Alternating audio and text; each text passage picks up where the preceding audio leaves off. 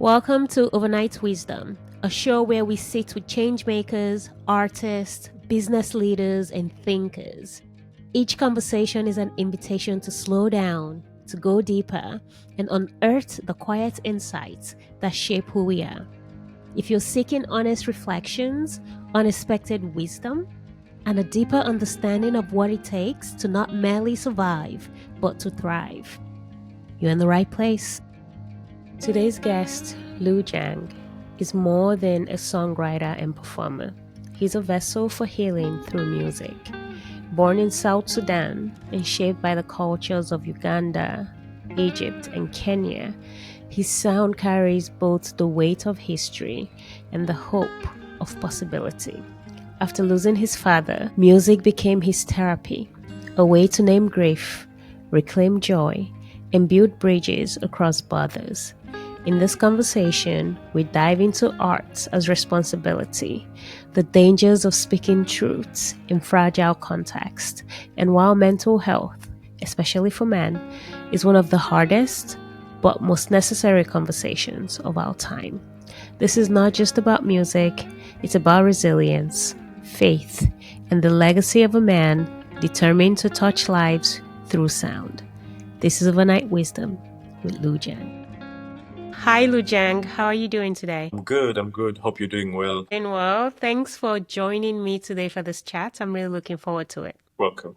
Thank you for having me. So I'm going to jump right into it. We had a conversation a couple of weeks ago, and I know that you're somebody who's quite intentional in how you engage in, your art and the music you produce, how you move in the world. So I do want to ask you, when did you first realize that music was more than a craft, that it held power to heal and to bring you closer to people? Yeah, I think when I lost my dad, that's when I realized the power of it because it was therapy for me first. I didn't really realize what it was doing to me. So I would sit somewhere in the corner, play my guitar. I thought I was just doing it for just to pass time, but later on I realized I was actually healing myself. I'm like, if I can do this and it heals me, then definitely it has an effect on other people as well. That's when I realized the power of it beyond just me. Thanks for sharing. One of the things I'm seeing as well is for a lot of people, loss of a family member is usually sometimes the trigger, for them to find their calling, their passion to change their life or trigger their art. Is that something you resonate with? Yes, very much. Yeah, okay. So you've lived, of course, in South Sudan, in Uganda, I believe, in Egypt, and also Kenya. How do you think that these different countries and different cultures inherent in them, how have they shaped your identity, your sensibility, and also your sound? Good question. I realize that we are very similar as human beings, despite the country we're in. We have so much commonalities, the way of life, basics of things that make us who we are as human beings. So I realized music can cut across because we have, whether white, black, whatever, Asian, at the core, we have similar needs. And yes, living in different places has affected my sound as well. Because coming from South Sudan, you'll find, or you'll hear some Arabic. Yes, you'll hear some Swahili because I also lived in Nairobi for a bit. You'll hear some English. You'll hear all this mashed up into one. So that has affected how I put out my sound, for sure. Yes. Oh, I love that. What would you say is your musical influence? Like, what genre do you draw from in putting your sound together? Good question. I grew up listening to pop. So I would say I'm very soulful in my style of delivery and has lots of strings, guitar. I think the person I would say I appreciate their music is Jonathan Butler from South Mm, Africa. mm. I think I look up to that sound so much. He fuses the Zulu sound with jazz. So it's something you can listen to with family, yourself. You've described music as a form of healing. What does that process actually look like? I think music makes you one with yourself first. I don't know how to make that into a better phrase, but it connects you with your soul and your heart first. because it's like you're singing within then to bring it to other people, because I am the kind of artist that I sing mostly from experiences and things I've gone through. There's a saying that goes, when you take responsibility or you talk about something, it no longer has power over you, you've already appreciated that this is something I'm going through, thing that I have experienced, and I accept it. It's freeing. So that's the beginning, I think, for me, of healing, that something has happened and I appreciate it has happened. Good or bad, doesn't matter. And when I sing about it, I'm like, I'm at peace now, because whether I've lost something, whatever it is, we're good. I like that. I often say sometimes the hardest thing is to say the thing, at least for me, because when I'm feeling something, it could be fear, it could be worry. As long as I'm able to say, oh, I'm afraid of losing that thing, or oh, I'm afraid of the rejection that comes after that, the power dissipates little by little, that I'm able to name it and put it out into the world. Like the burden at least leaves my body. So that resonates with me when you're talking about this. Is that kind of what you mean? Yes. Exactly, that's what I mean. I have a question around, so you talk about you are the type of person that brings your experiences into your music. How does resistance sound? Or how do you know, like, this sounds like hope, for example? Because a lot of musicians can do that, like sometimes when you're going through it, you listen to music and you're like, okay, I can do this. You listen to a great breakup song and you're like, yes, I'm feeling empowered. How do you know that moment where you're like, yep, this sounds like hope?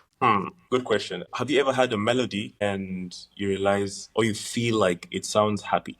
That's before writing the lyrics. Before that, you hear something and you're like, this sounds groovy or sounds happy. Then you hear something like, this sounds depressing, sounds sad. I think most people can appreciate that. Like they can hear something before even the words, just the melody alone.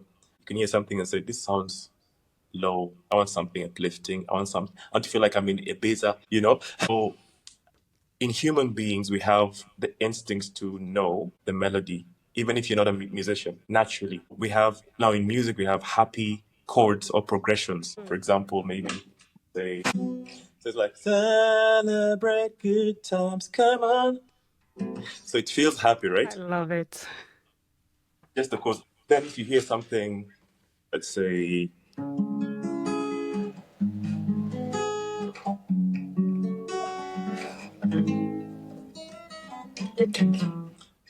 it takes you on a journey already, like what's happening. Yeah, it's nostalgic. Exactly. So there are chords that I think naturally as humans we can just feel like this sounds happy, this sounds this. That's why for example, in clubs, most times they play something which is doom, doom, doom, and most times the progression is happy. People instinctively know, to answer your question, as humans, our instinct can tell this is happy. So musicians now capitalize on that, like this is a happy chord, we're gonna write happy song on this happy progression. This is a sad one. Anyway, I've answered your question. Oh, I love this. I feel like I'm getting a treat. Thank you for playing. This is great. I love it. Welcome. I want to talk a little bit about, you talked earlier about loss. And I know when we connected a couple of weeks ago, you talked about how political instability also shifted the trajectory of your life and where you are now. So I wondered if you could talk a little bit about it to our listeners and also share how that has informed not just how, but also what you create. Yeah. Coming from a war-torn country, most times people expect. I used to be that person, like I'm always writing about what's happening in the country, and that's okay, right? I have some songs. There's a song titled "No Place Like Home" and talking about what's happening and how things that can change and whatnot. But I realized later, like as much as war is happening, there are people who are also celebrating different things. I can't be stuck in one identity as a musician because some things may not change even after generations. For example, Congo. We're not going to expect only sad songs from Congo, right? We have Fali Ipupa singing about dancing. Let's celebrate what we have, that kind of thing. But yes, it coming from South Sudan, sometimes it's very also risky. If you're singing about political things, do not mention anything that can get you in trouble. Just sing about we want peace. Don't go deeper than that. Don't go telling, we want the president to do this. Don't call no names and you're good, because how the peace comes, nobody wants to be told what to do. Don't sing about corruption. Okay, sing about the word corruption, but don't sing about who is being corrupt. So it's a thin line here. So most times people just want to be happy, really, because it's traumatizing to already experience what you're going through. So most times people just want to sing happy things. So I've come to a point where if I feel whatever I feel, I just write it. If it's sad, happy, I'm in a happy place right now, and I'm enjoying the journey of this right now. So if I feel like there's something happening that needs, to be put a light on, if there's something political for sure, I will do that, but also with a being careful. So it's a risky. Sometimes it inspires, but sometimes also it depresses. Yeah.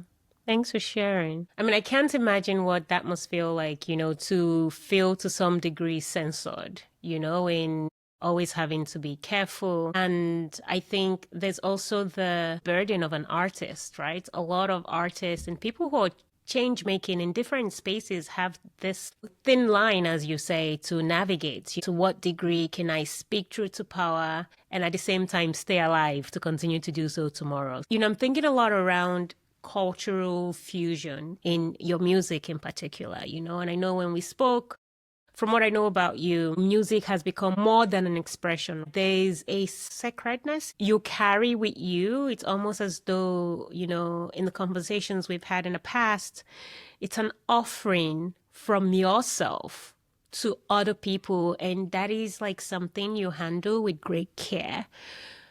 So I want to ask, what does it mean to actually carry that kind of responsibility as an artist? It's a huge responsibility because sometimes you wish you did not discover that. To whom much is given, much is, required. Sometimes you're like, you wish you didn't discover the talents you have because now it's a responsibility. You wake up, you're happy, you're like, oh my God, I can do this, I can sing. And then later you're like, wait a minute, this is actually, a burden. So it's tough because you want to create a balance. You want to be free. You want to be a vessel that freely brings out what you want the world to hear. But coming from where I come, also, you have to put filters. And then, so the responsibility is there, but it's sometimes you just, don't carry it as much because sometimes it can really weigh you down because you feel like you're carrying something from God, literally. It's sometimes you need help. And it's a huge task, really, that you need friends to help. That's why if you have a good circle around you, sometimes I want to give up, to be honest, rather. I want to give up because it's a weight to carry. So what helps me is encouragement from people like, you're doing a good job, don't stop, keep doing it. When I hear that, I refresh, I'm like, okay, let's go again. So as an artist or a creative, whatever you do, I think surround yourself with not necessarily similar people who do the same thing, but also just can be from any other walk of life who can call out the best in you and encourage you to keep doing it. So it can make the responsibility less heavy. I'm thinking about, as people, the importance of feeling seen and heard, that people can see what you're doing and say, I see you, or that they hear you and you're able to go, yeah, that was good. You're doing a great job. And that sounded wonderful. And I think as people, we do need that. Of course, I can imagine sometimes doing the kind of work that you do or being in any kind of change making or even art or creation can feel isolating. But even when people don't fully grasp or understand, the lens to which you have to go to pull out whatever it is you're pulling out from yourself to create, just having that community is so, so important, right? Yes. I think one of the things we bonded on was mental health. I know it's something that is important to you and it's also very important to me. And I think we are talking about the lack thereof of at least structures or even conversations about mental health within a lot of African contexts. And you had talked about mental health systems that were previously embedded in traditional way of life, like storytelling around the fireside. You also talked about just that importance of community. And now we are very much in a everyone for themselves type of society. It's becoming increasingly fragmented. So I guess my question with mental health in mind, do you think it is possible to actually reclaim those rituals of connections from, from like your lens? It's tough, to be honest, because people are already used to a particular way of life. But maybe we can incorporate it in our education systems that is part of the syllabus. We can have a, say, topic on mental health, in every class as the student grows, so that they know it's something really important. It's good to look after your mental health. It's how do you, cope when you're going through grief, so you don't get to the extremes. I feel like if it's incorporated into our education system, by the time we say get to a certain age, it's no longer news. It's part of what we know as children into adults. But I think so far it's people are already trying to create awareness, especially on social media. That's really amazing. But I think we need to go to the root of everything, so that we're not knowing about it as 18-year-olds, 20-year-olds, 30-year-olds, so that it's part of us. I think that's really smart. And how does it become a part of our curriculum? I'm reflecting on the stigma around mental health, like as though even needing support, needing community. I don't know how you experience it, but I experience it even from an African context, even from a very Western context, as something almost to be ashamed of. And because of that stigma, people do not ask for help when they might need it. There's this idea of be strong, pull yourself up, but there's a significant lack of those structures with, community support. I'm very curious around the reality for boys and men, and you're a man, so let's talk a bit about this.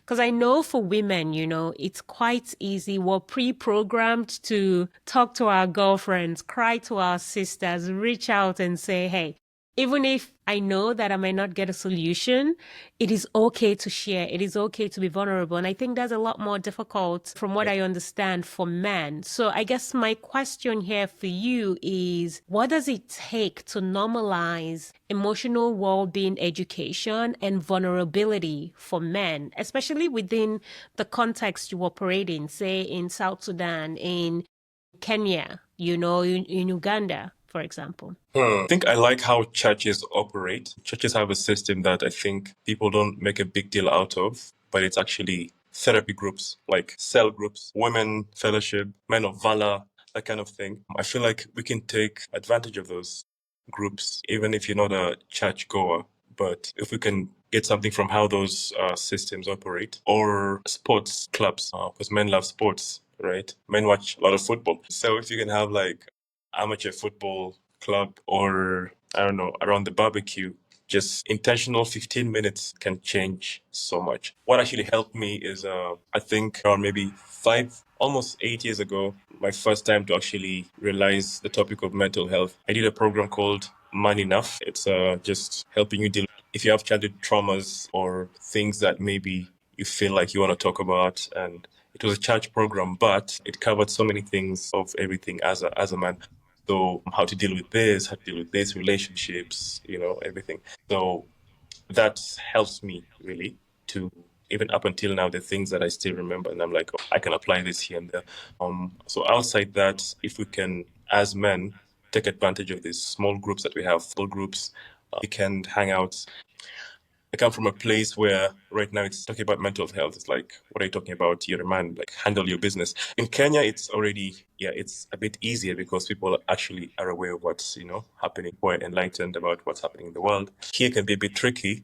So that's why I'm saying we can just tell people about it with small groups, cell groups, men's group, sports. Yeah, that's, I think, the effective way for where I come from. Yeah, I think it's really brilliant, kind of like what you're saying around find where men already gather, where they already go. So it's not an additional thing they have to go to. It's not something else that they have to attend, but go where they already are. It's the churches, it's the sport clubs, the gathering at the park, for example. And how do you slowly start, talking about mental health without even naming it as mental health? Because sometimes I think it's the name that creates that sense of stigma, right? Whereas if we're like, hey, let's just chat, let's work, let's eat together, let's play football, and we're supporting each other, I think that goes a long way. The word mental already is like, yo, you think I'm mad? Just mental. Actually, I think that's a good point you made. We should not actually say the phrase like that. Sometimes some people do not receive that well. So there are ways we can play around it, but some people don't receive it well. It's a bit of a sensitive topic. Absolutely. I think maybe that's also the importance of like, meeting people where they are, meeting them where they are in language, in communication, and gently interrupting systems and structures that do not support well-being and mental health. You talked about the church and the impact it can have in the sports club. I wonder, what about music and art? Like, let's talk about music because I mean, that's your domain. How might music become part of this emotional education initiatives? Because we've already established they have a significant role in helping people heal and feel. So, how can it also be further integrated? Because we all listen to music, we all dance, no matter what is happening in our countries. Everybody listens to music subconsciously or consciously, whether you're just going for work by the roadside, in your car, listening to news on maybe radio, and then a song pops up. Like in there's music part of your day for sure. So the media houses, for example, Mental Health Awareness Month, maybe you can play a jingle with how to take care, like 1 minute jingle. Just have you talked to somebody today? Have you done this? Like push the music first, a nice melody, and then the message. Maybe have a soothing voice behind the music, you know, and then pass the message, a 30 seconds message. Then unintentionally, I'm listening to it. I'm like, okay, I get it, you know. Then it's gonna play in my subconscious because at the end of the day, I'll end up doing what I need to do. But then also, as a musician, my responsibility would be writing songs that are uplifting and encouraging somebody to take care of themselves as well. 2019, I went for a community outreach to somewhere in Nairobi. I think they call it hospice, a place where people are, I mean, really doing badly health wise and everything like that. Yeah. Most are like maybe cancer, stage 4, most are maybe elderly and just want to just spend the last final months. So I was going through to each and every ward and of the hospital, and just I went with my guitar, played music to I was singing for them. You know, I made them happy, and then the doctor told me like they actually have music around like lunchtime. We play music. They have small speakers in the hospital wards. We just play something soothing for them. It's part of their either recovery or transition to calm them down. So I'm like, wow. I went and Googled it and I realized there's actually of course, music for therapy. Music is actually a very powerful, tool.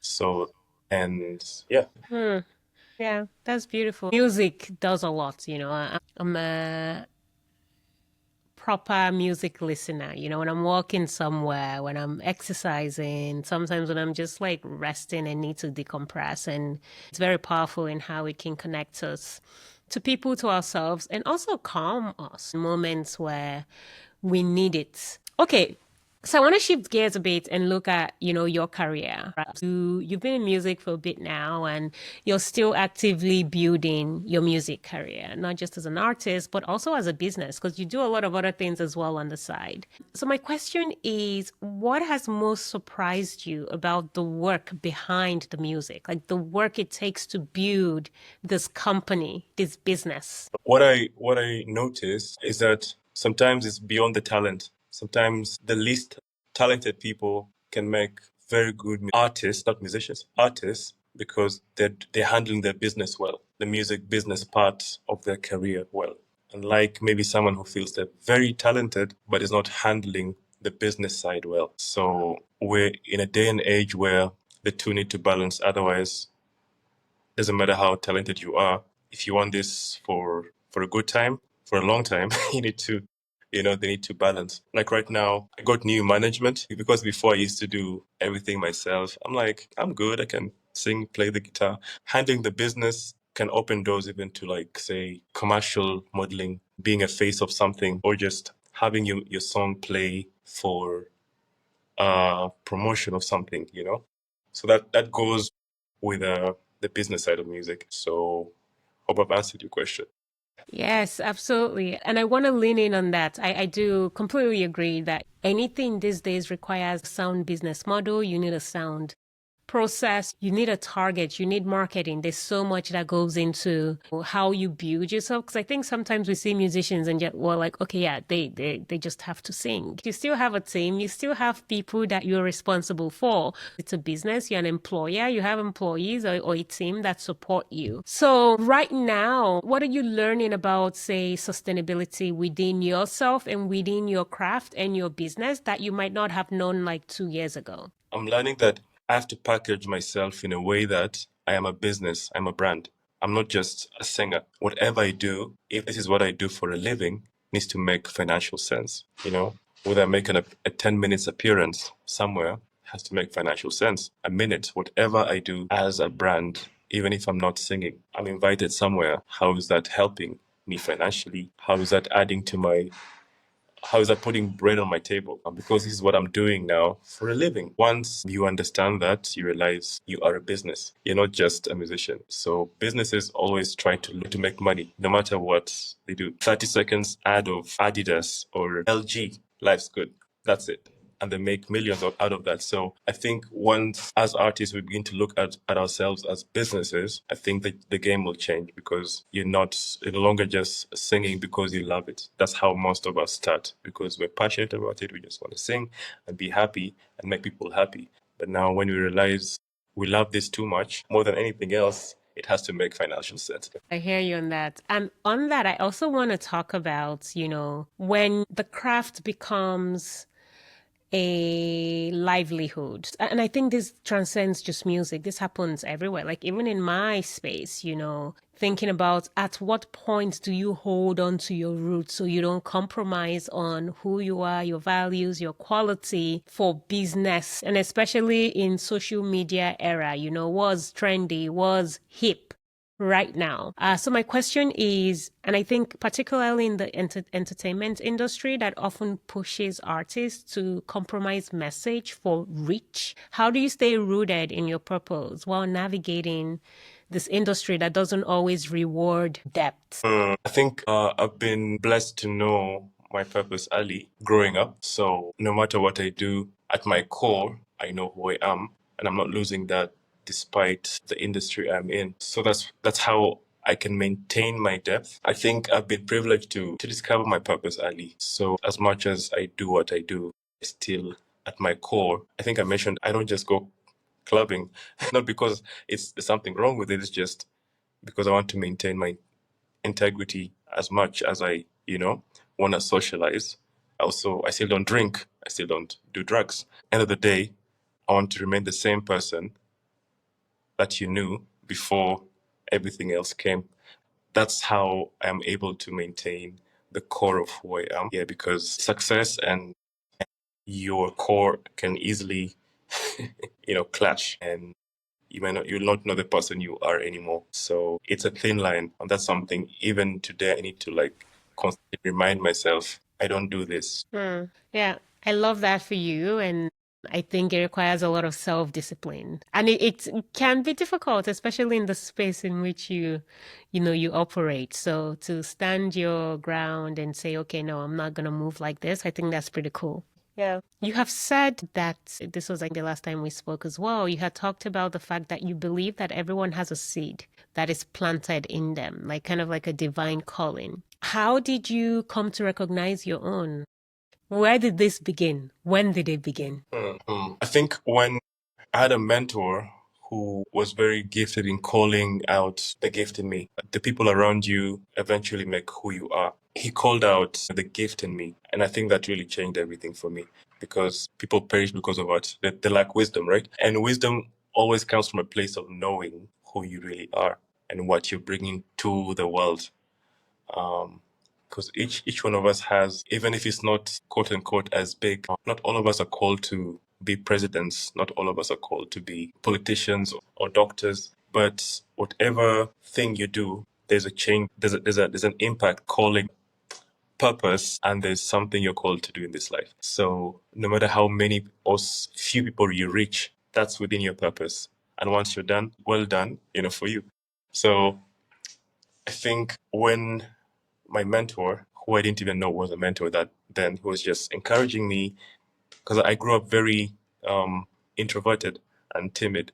And it's like, man, walk with your head up, chest up, look people in the eye when you're talking to them, you know, and don't let anyone speak down on you. Speak for yourself. Always make yourself be heard. Do not, stay silent. If something is bothering you, speak out. And I think that changed how I carried myself. Because if you met me, 15 years ago, it wouldn't be the same person. So I'd be in a room, you didn't even notice I was there. I was just an access in the room.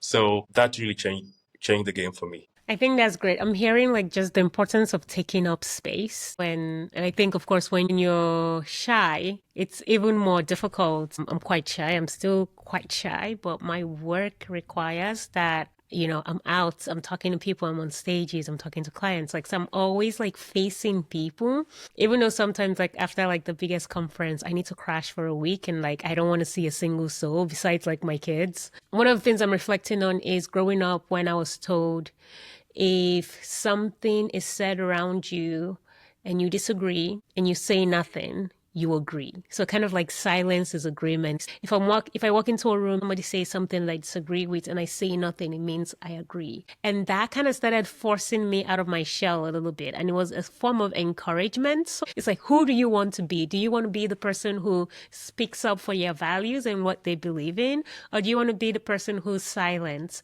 and agrees? That came up for me when you were talking about this. And, it resonated as a fellow shy person. Yeah. I want to ask you about legacy, Lujang. What legacy do you want your work to leave in the world? He went after what he believed in and he touched lives with that. I love that.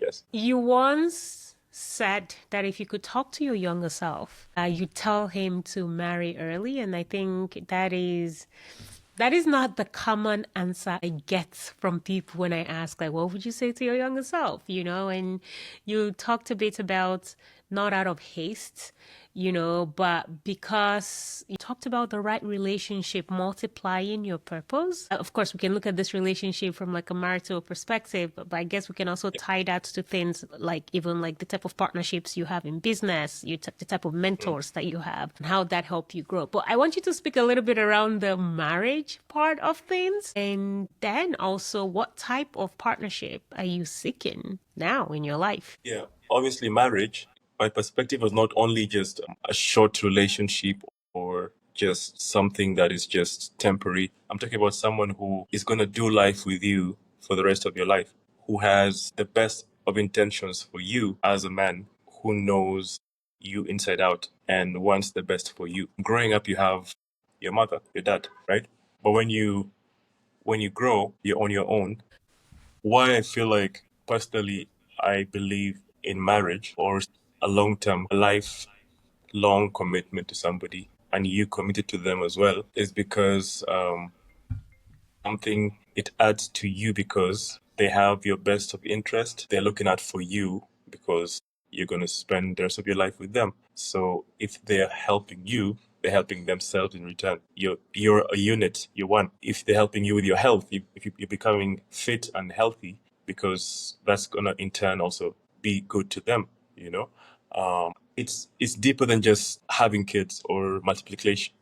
For I think longevity. If research says if you're in a happy and healthy relationship, you can live longer. It's just someone looking out for you and also like they're helping you with my career. I'm helping them with their career, whatever they're doing. The person who explained this to me said, when you're growing up, you have your parents. Yeah. They have the best of interest for you. But when they get older, sometimes they're not able to do that, all the things for you anymore. You move out, you go and live on your own. The person who is the closest to that is the person you will marry, who you will spend the rest of your life with. But beyond that, it's just coming home to someone who loves and has the best of your interest. That can change everything for you.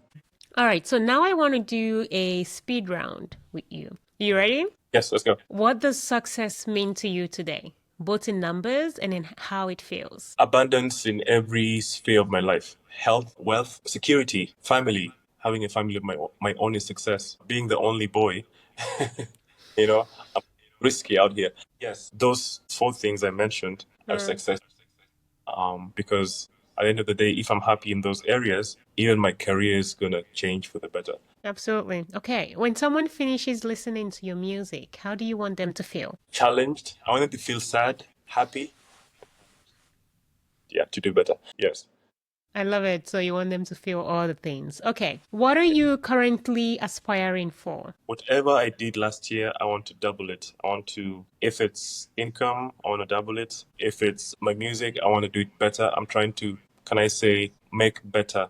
Not necessarily perfection, but make it better than last year. So improvement in even like my health, I need to work out more and everything. Yeah. Okay. Love it. What did you used to value that you no longer value as much, that no longer holds the same weight? What people think about me or say. Yeah. It's even very recent, actually, this year, maybe, because past years, oh my God, you said this about me? What? Do you know me? But now I realized I'm not in control of that. Things I can't control, let it go. It's fine. And also being out in the public because of the nature of what I do, you don't have control over that for sure. So, like, there's no bad PR. Whatever they say, it's okay. Yeah. Love that for you. Okay. What is the most valuable piece of wisdom you ever received? Do your best and let God do the rest. That I think. Simple, straight to the point. But yeah, do your best. Yeah, I love that. A final question for you. Yeah. If you could say something to young Lujang, what would you tell him about where you are now and where you are headed? I'll tell him it's been challenging, but there is greener pasture on the other side. Yeah, it's challenging, but I'm almost there. So is that like a move with faith? Yeah. Yeah, Okay. walk by faith. All right then. Well, thank you for this chat. It's been really lovely. Learning a bit more from your perspective and your experience. Yeah, thanks for being here. All right. Thank you. Thank you for spending time with us on Overnight Wisdom. If this conversation moved you, inspired you, or made you pause, please leave a comment, or share it with someone who needs to hear it. You can follow the show wherever you get your podcasts, and if you're feeling generous, a rating or review goes a long way in helping others find us too. Until next time, stay curious, stay tender, and may the wisdom you need find you exactly when you're ready.